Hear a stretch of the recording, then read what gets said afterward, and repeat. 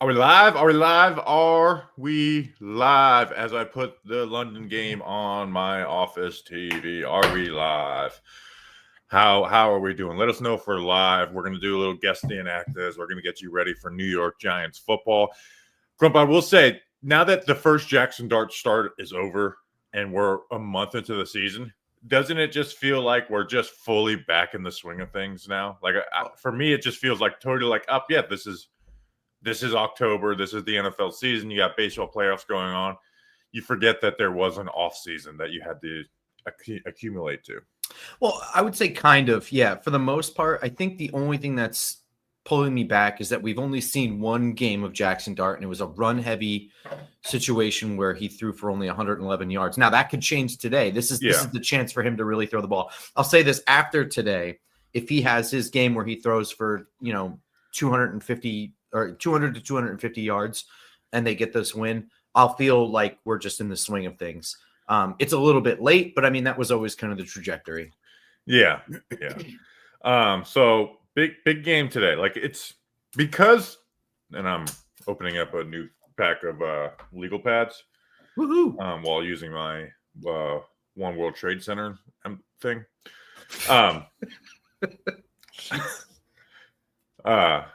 Speaking of tragedies, by the way, because you know how Danny's been terrible at the weather, and we're trying to get Jim Cantore on. I didn't respond because I was like, you know what, just don't even care. But like because it's going to rain in New Orleans today, and Danny did not project that.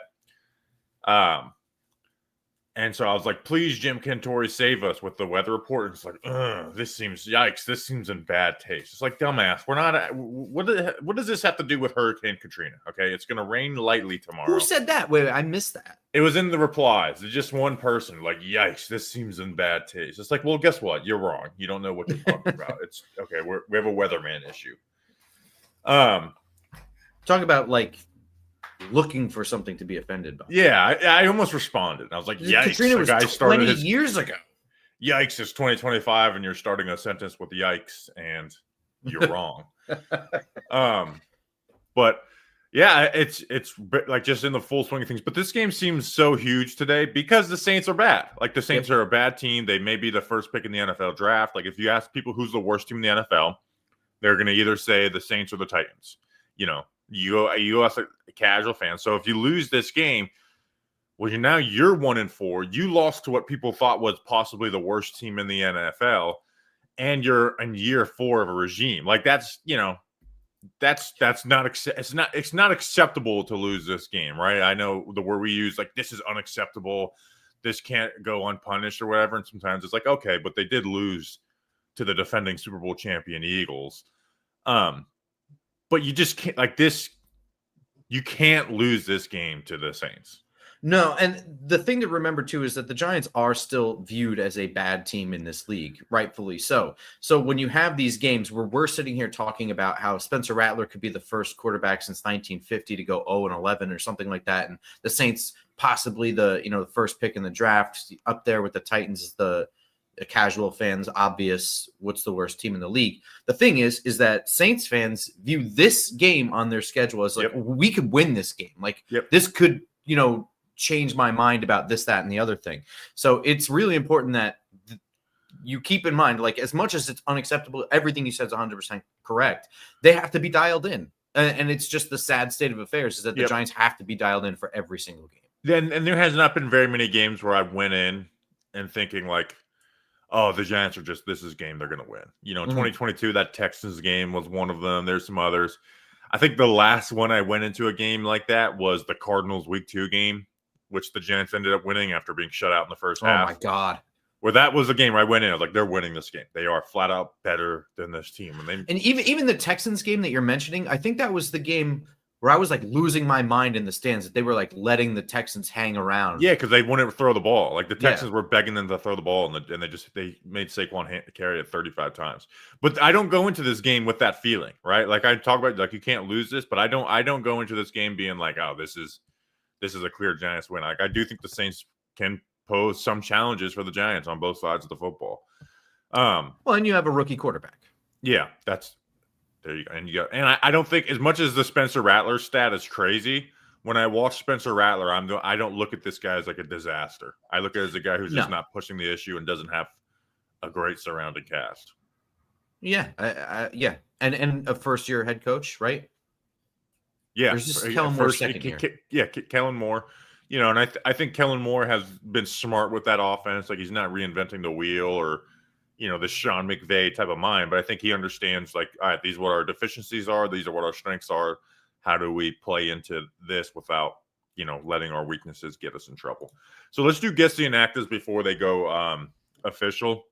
Unfortunately, this game, Dan Duggan has, this game is a little bit stolen from Dan Duggan because he gets the inactives, the Athletic Giants reporter. And he put out a tweet saying, oh, Thomas Fidone is in warm-ups, suited in warm-ups. And I was like, damn it, that makes me mad because I love the game. I want to be honest with it. I was going to put Thomas Fidone as an active, but the Giants only have 51 players on their active roster, plus 2 practice squad elevations, which I do want to talk about the 51 players on the roster here in a minute too. So that means we need 5 inactive. So we're going to go. Jameis is obviously the automatic. Demetrius Flanagan-Fowles is listed out. And then my other 3 are going to be Tyrone Tracy, who's listed as doubtful. That basically means out. Evan Neal. So, they'll have 9, regular. And then we keep on forgetting about this guy, and then they make him active.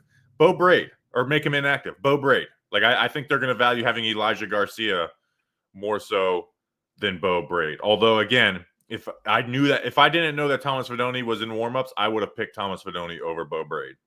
So I had Thomas Fidone. We have 4 similar. We have 4 of the same guys: Jameis Winston, Demetrius Flanagan-Fowles, Evan Neal, Tyrone Tracy. Right. I'm going to go in a different direction. So you have Javon Holland and Tyler Nubin on the injury report this week, all week. They're feeling hopeful about Tyler Nubin, but still limited all the way through. I'm going to keep Bo Braid active, and I'm going to go a different direction. James Hudson inactive. Okay. Andrew Thomas had his first full week where he looked absolutely stellar. I think Marcus Bowe has proven himself to be a swing tackle. Jermaine Illumina is still on his game. I think, I don't know what to think about James Hudson's future here, but everything you said about Elijah Garcia, like they need that run defense stout. I don't think they want to be keeping safeties, but they kind of have to because who knows? With Tyler Nubin, it's a groin. With Javon Holland, what the hell is it? Isn't another soft tissue thing? Yeah, I also didn't think about the safety injuries. But I already said it, so I can't change it now. Yeah, it's a neck and a calf for Javon Holland. But either way, you have both starting safeties are hurt, and Tyler Nubin could be fine in warmups, and then actually, with the way our kickers go, he could just get hurt in warmups. So yeah, so all right. So you have Hudson, I have Braid. I think our other 4 are safe. Yeah. So last week I did this solo because you were at the game, and one of the things was like they only have 2 running backs, and everyone was kind of. And again, you have to remember, like it's off 0-3. Everyone hates the GM and head coach at that point.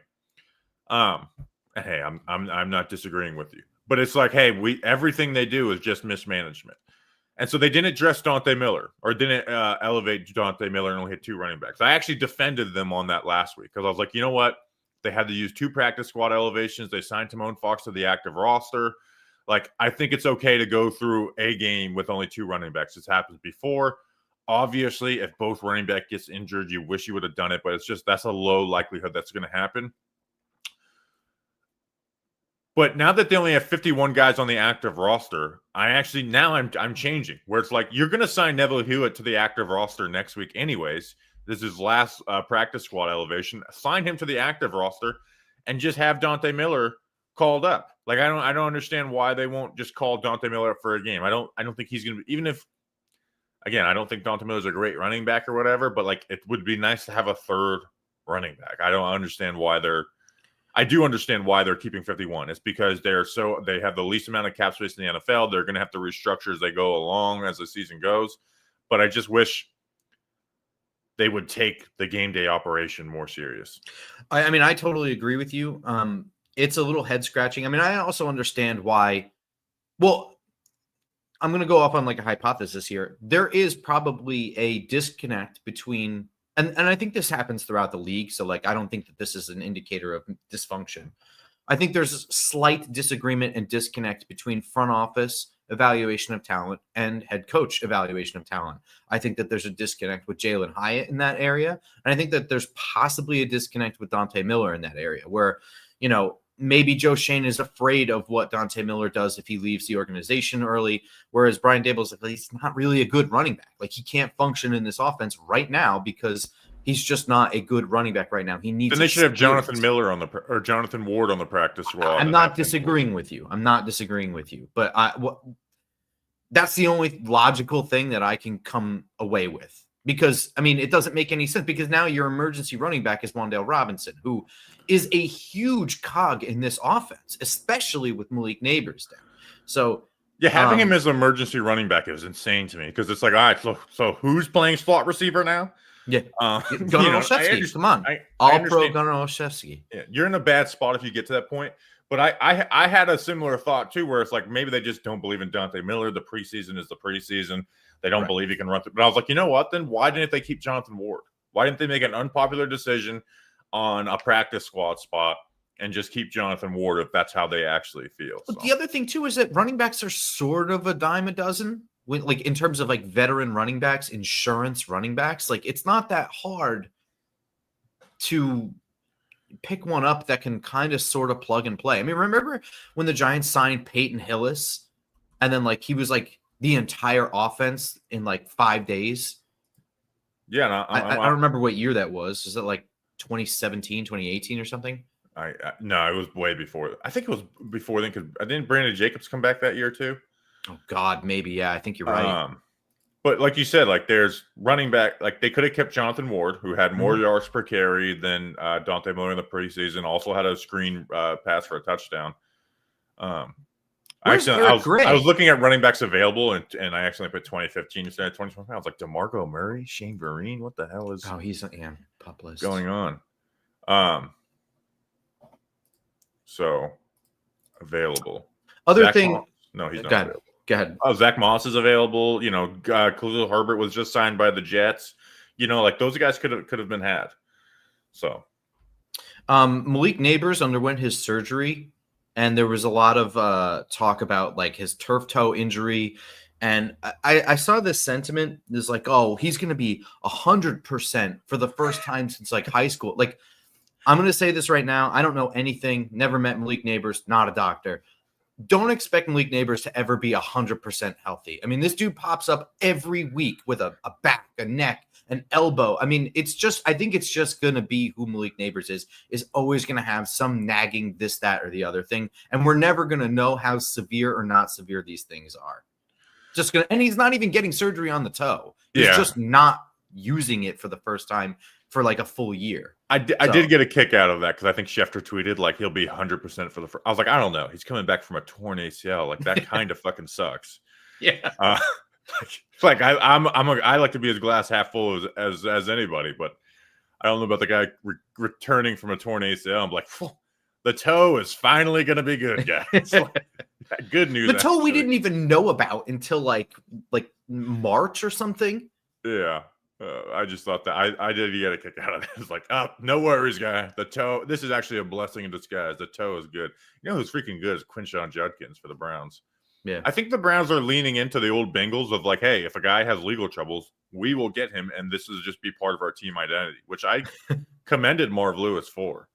You know, because they have Isaiah Bond like starting for them, Quinshon Judkins. I kind of like it. And then Carson Wentz, his issues. Carson Wentz getting beat up in this game. Did the Russell Wilson trade rumors reignite?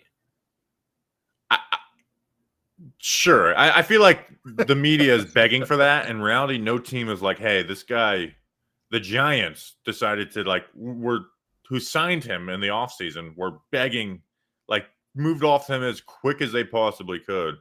I just don't think teams are like looking for that. Again, like, I'm not the biggest Jameis defender in the world, right? Like, I'm just not. You know, when it's like, oh, he's fun. I'm like, it's not fun after 4 games because he's just throwing interceptions. But I do think a team would rather have Jameis because, like, all right, at least he's going to operate what we want to operate, and it's not going to be driving you nuts when he's bailing from clean pockets and taking sacks that he shouldn't take. So, like, it's if you're trying to get through a season or through a stretch, I'd much rather have Jameis than Russ. And also, Russ looks worse than what he did last year too. Yeah, and I mean, at a certain point too, this game is going to be a huge indicator. Let's just say that Carson Wentz gets devastatingly hurt or whatever in this game or whatever, and they lose. I mean, in the NFC North, at what point does Minnesota sort of just be like, we're not winning the division this year? Well, and JJ is going to come back, I think. Do they even care about JJ still? I don't know. Hey, 38th out of 38 and EPA per play. Who could have thought a Viking quarterback would do that? Mick Pratt, and I want to get into the vibes of a good game, but this is my last like little thing. Is like Mick Pratt, like we ran screens all preseason and not in the regular season. I think that's a Brian Dable issue too. Is like preseason he looks to like let's get the best outcome, let's have the best game possible. When it's like it should be looked at as a practice more. You know, like that was one of my critiques of Dart and not Dart, but I was like, I understand we're making him comfortable. Can we give him some like really hard things that he's eventually going to have to do in the NFL in preseason so it doesn't count? But it's like, nope, we need him to have the best stat line possible because he's our guy. Yeah, I mean, I don't know what to make of that, but and that's a theory too. But yeah, and I think I mentioned more than once in like previews, like, oh, this is a chance for Cam Scatterbo to be like used in the screen game and run over guys, and it just hasn't happened. Yeah. They keep running in between the tackles.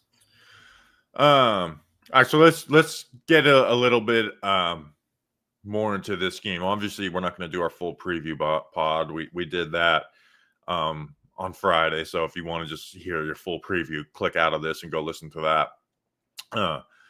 But we don't exactly know what Brandon Staley is going to throw at Jackson Dart. You know, I thought it would be a lot of soft zones. That's what it was. And then versus the Bills, all of a sudden they got man coverage heavy. Now the Bills also went heavy personnel under center so much last week, which I just cannot remember a game where I saw a team do as much as that.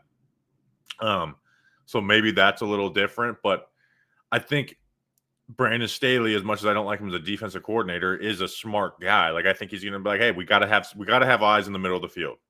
You know, we cannot have just one deep middle linebacker who was taking away the crosser, which is good, but leaving us open to scrambles. And that's what the Chargers did, right? The Giants flood the zone. The Chargers also flooded the zone, and they left one player in the middle of the field.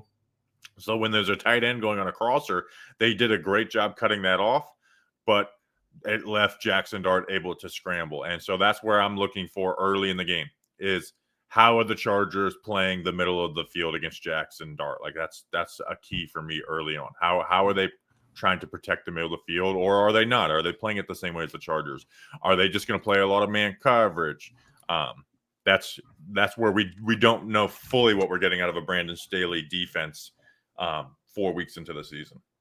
Well, I think one of the big questions is, you know, Isaac Yadam is not playing. So who steps up into their nickel back role, or do they go with more linebackers? You know, that's going to be – because, I mean, Wan'Dale is definitely going to be a huge part of this offense, right? Especially today. If I assume that he's going to be lining up in the nickel spot. So I'm not really sure – who steps into that role. So your starting corners are maybe it's Quincy Riley. The inactives are out. Okay, let's hear it. Evan Neal and Devin Neal are inactive. Oh, how about that? So yeah, how about that? Giants corner Isaac Yadam is inactive. Chase Young is ducking his father. He's inactive. Yep. I really wish Chase Young was going to play because I love seeing Andrew Thomas work him. And that is my favorite thing. That Chase Young bowl that so many people were upset about couldn't have went any better. And again, obviously hindsight is 2020, but I was like, our rookie quarterback just had 5 touchdowns and a game winner. This is sick. People were mad about Chase Young.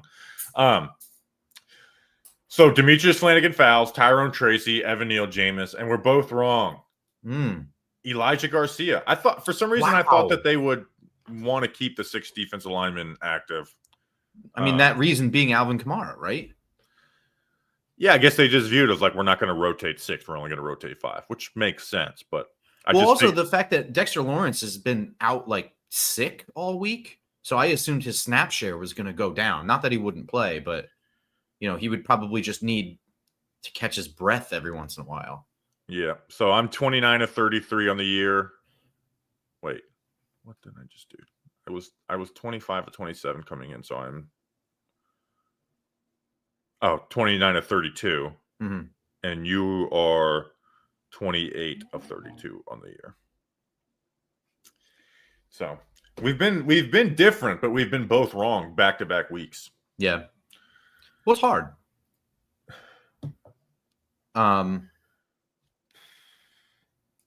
This Thagemeyer's. This is not something. I guess we talked about this on the mailbag a little bit with Darius Alexander, but so not need as much. I want to see him continue to go. That Chargers offensive line was obviously terrible, and he did some decent. Again, rewatching that film, if that was the first action of Darius Alexander, we wouldn't have been like, oh, look at this. But it's in context of like how bad his preseason and stuff was, and he was healthy scratch, and his first game action in the NFL regular season was terrible. But you did see growth, right? You see him use his length a little more naturally. In the run game, it's still really bad. So like that's like I've got to continue to see growth, right? We can't just have that one outing of like, oh, he showed some pass rush ability. You got to see continue the growth. We got to see better against the run game. And again, this is a bad Saints offensive line too. Cesar Ruiz is out. He was playing terribly. So they're not in a good spot as an offensive line either. No, I mean, Eric McCoy is pretty good at center. And their tackles are okay. You know what I mean? I just think that their tackles are a bad matchup for our edges. You know what I mean? A lot more speed and less power. Just like Cesar Ruiz was getting work though, and Alexander is going to be only on guards, and their guards are going to be, Trevor Penning is be good to Dylan go, and Radins. then Dylan Radins, yeah. But yeah, that's somebody who I'm looking for. Like, all right, continue to make growth every week. I don't need you to be an All-Pro next week, but continue to make some growth every week. Also of note, Trevor Penning and Dylan Radins are coming into this game questionable, so they're banged up as well. So if they start going down, it only gets worse. Yep. Sean Sloan's got a case of mango bonnier. Mango is definitely the best. It's orange mango, not just mango. Do you want to talk about Dan Duggan predicting that Bo Collins will have more of a role than Jalen Hyatt? I agree with that. Like he's more, I think we even said it on the preview pod, is like he's more reliable, and like he's going to be in the right place at the right time. He can block. He can run quick. Like he will run quick routes with sharpness. He doesn't have speed. He's not going to pull away. He's not going to win. He's going to be great versus man coverage on longer developing plays. But when you're facing zone coverage, he's going to be in the right place at the right time. Where Jalen Hyatt is just, he gets pressed all over the place. So, in the red zone, Bo Collins is more valuable too. He's got, we've seen him use his size in training camp a little bit with those opportunities. There's just more of a crispness to his game than Jalen Hyatt. So I agree. Again, Jalen Hyatt, use him, right? Like take some predetermined, let's get him down the field, because he can do that, right? Like, as much as I do not like Jalen Hyatt, we did see him do that in the NFL. We saw him get deep passes in the NFL, and those can change a game. But and again, they're going to have to play him, because I go back from 2023. It's like, as much as I hate Isaiah Hodgins is better than him, it's like defenses play you differently when they just only have one speed threat on the field. And now we're back to that, right? Where Darius Slayton is our only speed threat on the field, unless Jalen Hyatt's out there. So you got to create some looks where they're respecting both sides. And if they're not respecting both sides, that's when you take Jalen Hyatt. That's what the Giants did in 2023 in Hyatt's rookie year. It was, hey, the Commanders are being really stupid right now, and they're not putting a safety over the top on here. We've got one-on-one. Throw it to this really fast guy.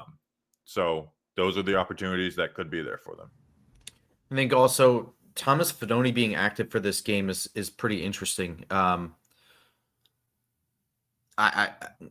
guess we're going to be looking at a bunch more short game in this. Theo Johnson probably. Are they slowly phasing out Daniel Bellinger? I don't think so. If anything, I think they should be phasing Daniel Bellinger in more. I mean, I agree with you, but a little bit. No, I think it's simply he's been a healthy scratch. They only need to have 5 inactives. 4 of them are obvious, and they don't need 6 defensive linemen. So they don't need 4 tight ends either, right? I'd rather have 6 defensive linemen than 4 tight ends. So I don't have this grand explanation of their thinking on it, but I guess it's just that's what it is.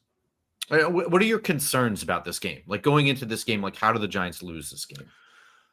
On defense, the Saints simply just are much better running the ball. Like this is like their best rushing game of the year, where they throw all the misdirection. The Giants they're giving up explosives. Ken J. Miller has not. Some of his runs are like, this is why Dennis Allen hated you, but then there's some of the runs where he creates a nice explosive. On offense, the Saints are like, hey, we're not going to be like the Chargers. We're not going to give you favorable run fronts all game and allow you to stay on schedule, right? Like the Chargers could have, like the Chargers let the Giants stay on schedule, and I understand that they only scored. They scored 21 points and 11 points were off of interceptions down to the goal line. Like, so there's, in a sense, it did work what they did. But as someone who watches the Giants, I'm never more frustrated than when the run game just doesn't do anything for you. It just doesn't do anything for you. And the Chargers allowed the Giants run game to be something for them. So it's that. And then the Giants just have dart in these bad situations consistently because they can't get any running game going. Yeah, I mean, I totally agree. I'm worried about. I'm worried about the Deontay Banks and Cordell Flott rotation. I don't think that Cordell Flott has done anything to really lose the job. Not that he's been great, but he's stepped up. He's had pass breakups. Deontay Banks is just like you cannot count on his effort on every single, and he doesn't even play enough to like really be dogging it at any point. He doesn't have the focus. Yeah, and you look at the wide receiver trio that they have with Chris Olave, Rashid Shaheed, and Brandon Cooks. All 3 of those worry me. No matter which one is lining up across from Deontay Banks, I'm shitting my pants. So, and it's not like Spencer Rattler is this great dude, but he's not been afraid to chuck it. You know what I mean? Especially outside towards the sideline, which is where Deontay Banks gets beat, right? Deontay Banks can cover a slant pretty well. Yeah. You give him like a quick throw, press, and try and get back into leverage. He can do that. Where he struggles is when he has a wide receiver on the sideline and the sideline gets to play games with that player. And he gets to set you up inside and then work outside or vice versa. On a slant, that doesn't happen very often. That's where Deontay Banks stinks. And that's where Rattler has been the best, is throwing those balls, outside the numbers. So, yeah, I agree. Like, I hope Banks doesn't play this week. I really don't, because it's, I think he will. Yeah. Well, the fact that they're doing PR on that touchdown that he gave up. So not everyone here watches the film review because it's on Patreon. But if you are on Patreon, I would suggest going to like the 26-minute mark or whatever when I break down the Deontay Banks, Dane Belton touchdown allowed at the end of the half. And I was just so pissed off. I was like, defending this is insane. Look at this. He's 6 yards behind. I understand. There's one. Having help over the top does not excuse all of this that we have seen from Deontay Banks. But I'm excited for Jackson Dart. Week 1 is week 1. You get out with a win with your rookie quarterback. You're essentially happy no matter what. But I would like to see more of a functioning passing game here, right? He's not going to go. This is not going to happen. This is not going to turn into like the best quarterback in the NFL overnight, but like make growth points, right? Throw the ball away a couple times where there's plays that turned into sacks. Brian Dable put a little more on his plate, right? They basically spammed the same 5 or 6 passing concepts last week. It was post wheel, Y cross, and then also like remove things that teams have picked on. Like we saw it in Ole Miss and we saw it in the preseason where they did the gun fake toss and the tight end on the over. The Chargers picked up on that. When they saw that, they had their defensive end drop back into that window. And that took away that play, right? Or the one time they blitz, and then that's where Jackson Dart missed Theo Johnson because he has a linebacker right in his face. So, what's crazy too is that we don't really run the toss ever. Yeah. So again, you can just run the toss. Agree. That's the way to get it back in. Is actually run that gun toss and make teams defend that, where they need their defensive end chasing or their backside linebacker chasing too instead of blitzing up the gut. So, I just want to see more growth out of Jackson Dart. But today it needs to be out of a win. Thursday, if they lose to the Eagles, I'm looking for Jackson Dart growth. I have my issues with the rest of the team. This is a game where it's like just win. Just win this game. This game is about the team and not growth from the rookie quarterback. I agree. They have to win. I totally agree. This is the one that it's going to be pretty much inexcusable to lose this game. You still have a job to do every week. I understand that Jackson Dart's development is more important in the long term, but this week that's sort of irrelevant. All right, we're gonna roll. We'll be live after the game today, probably around 7 or so. I know the Yankees play right after the Giants, so we'll probably go after that. So somewhere around between 7 and 7:30. So like and subscribe. Do it right now. Do it. 10 seconds of silence. So like and subscribe.